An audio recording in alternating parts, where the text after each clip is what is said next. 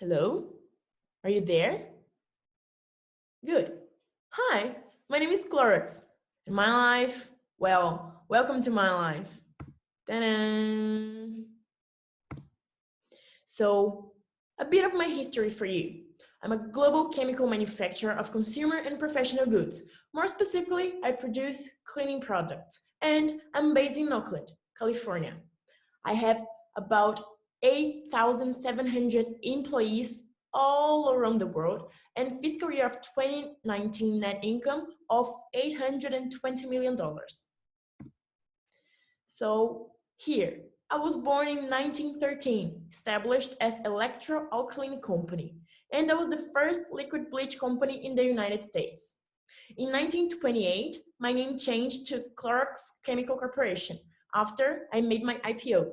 And in 1957, I was acquired by P&G, Procter & Gamble, and I had my name changed to the Clorox Company.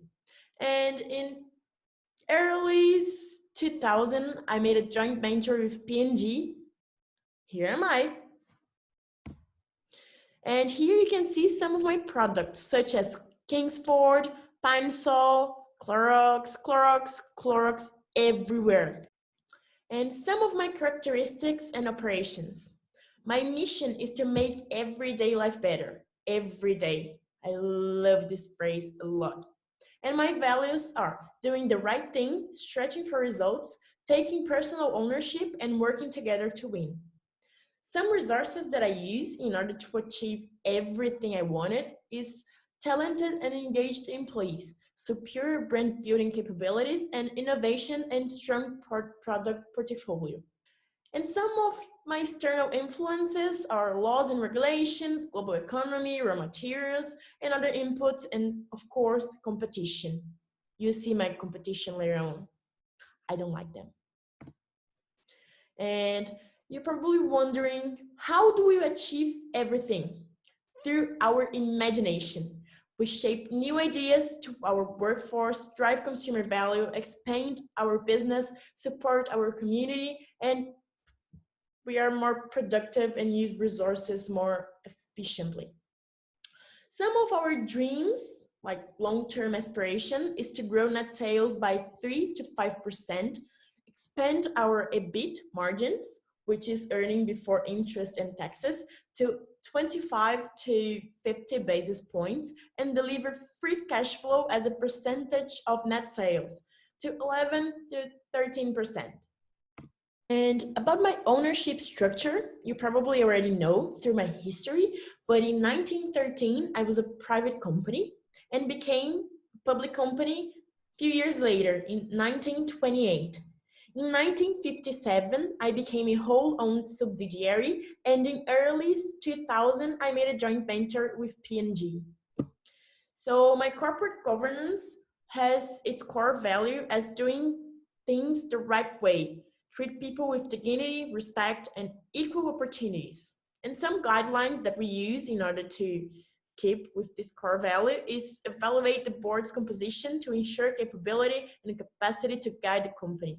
Develop effective measurement systems to evaluate and determine the company's success in creating long-term economic value for the shareholders, and review business strategies, corporate actions, financial policies and practices, legal and regulatory compliances, and corporate culture.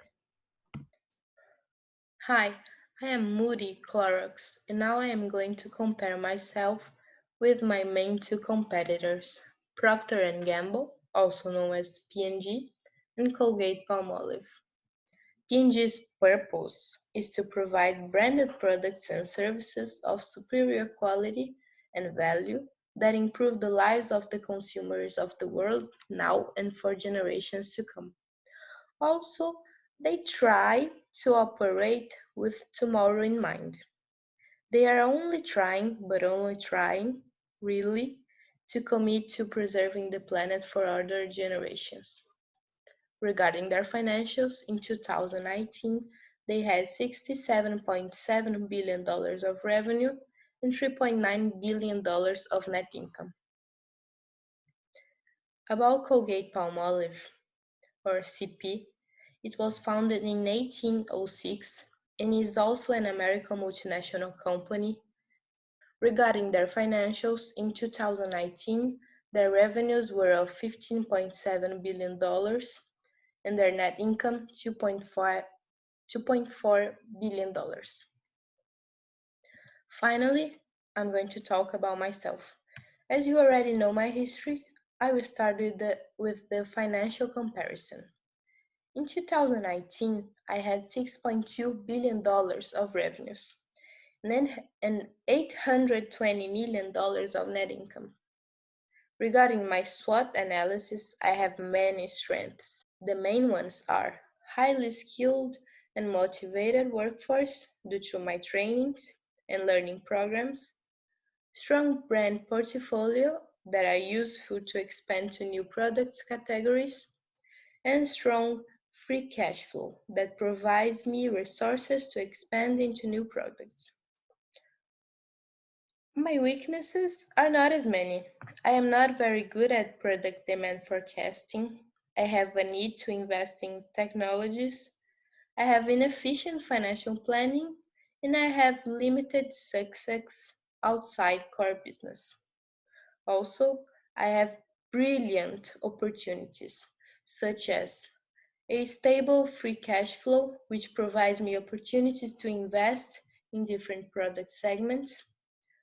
The government green drive also brings me an opportunity to provide products to the state, federal government, and government contractors. Also, the appearance of new environmental policies will create opportunities for the whole market, but with my strong innovation, it is an advantage to gain market share in the new product category. Lastly, I have very small threats, which are some global markets present lower skilled workforce availability, which could harm my steady growth of profits in those markets. And the change in consumer buying habits could be a threat to my current infrastructure. Regarding the analysis of my Porter 5 forces, for competitors, there is a threat of new entrants that may bring innovation, quality, and price variation in order to compete, which puts a lot of pressure on me to lower prices, reduce costs, and provide more value propositions. For consumers and bargaining power of buyers, the consumers ask for a lot. They want best quality for the lowest prices. Therefore, my profitability is pressured. For suppliers, those in dominant positions can decrease my margins by using their negotiation power to charge higher prices for raw materials. Lastly, for the threat of substitute products and existing competitors is that profitability is also attached to the existence of similar products, as they offer the same solution in different ways. As you can see, overall, I am not the best, but I am really trying. Hi, I'm Financial Clorox and I'm going to go through the financial analysis. We started by analyzing the cash flow for operating, investing, and financial activities. What we found out is that Clorox Company generated cash from just its operating activities, which is good because it doesn't really have to rely on other activities. However, the company doesn't spend a lot of cash in investing activities, and it's very far from its competitors' numbers. They might not be investing as much as they should in R&D, for example. Clorox's financial activities cash flow was also much lower than its competitors, and they could be issuing more stocks.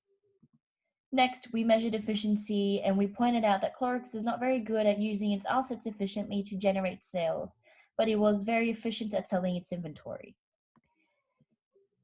Regarding the cash conversion cycle, Clorox's performance is reasonable, but it could lower its number by increasing its accounts payable period with a mechanism similar to P&G's.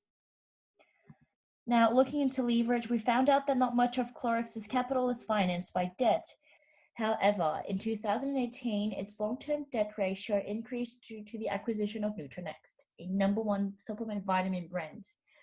They acquired the brand in order to expand its brand portfolio. Return on equity has increased in the last year, which means that they were more profitable in relation to the shareholder invested capital. Return on assets show that Clorox does not generate as much return with its assets. As shown in these liquidity ratios, Clorox is an inefficient financial planner since it might not be able to pay for all of its short-term obligations. Looking at the quick ratio. Clorox's net working capital is the best compared with P&G and Colgate, showing an overall good financial health.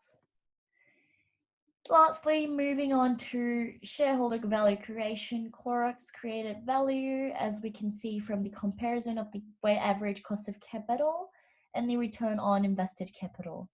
Also, the economic value added was positive, and the market value added has increased significantly in the last year. After the performance of the financial analysis, we concluded that it is in accordance with its competitive positioning, since Clorox has spent a significant amount of its revenue in achieving its 2020 strategy. These expenditures were invested in acquisition of brands, launching different marketing campaigns, redesigning products, partnerships, and etc. Overall, Clorox shows that its performance is good, generating value for its shareholder and being able to repay for its obligations. It is also possible to suggest that its financial analysis is in accordance with the 2020 strategy, which envisions corporate responsibility. We pointed out that some of the potential threats that Clorox might face is a lack of highly skilled workforce in global markets, which they have already invested in. This helped the company reduce the employer turnover. Clorox is also investing a fair amount of money on brand positioning and brand awareness through advertisement.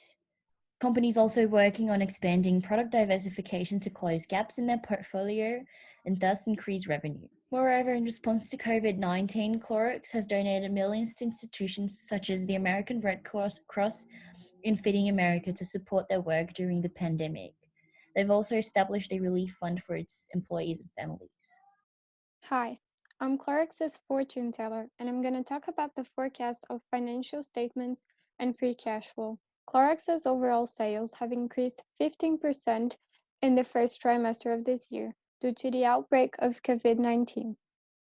Most of the products in their portfolio are essential in this pandemic situation, but the market was not prepared for such demand. Sales of cleaning products increased by 32% during this period, offset by higher advertisement investments.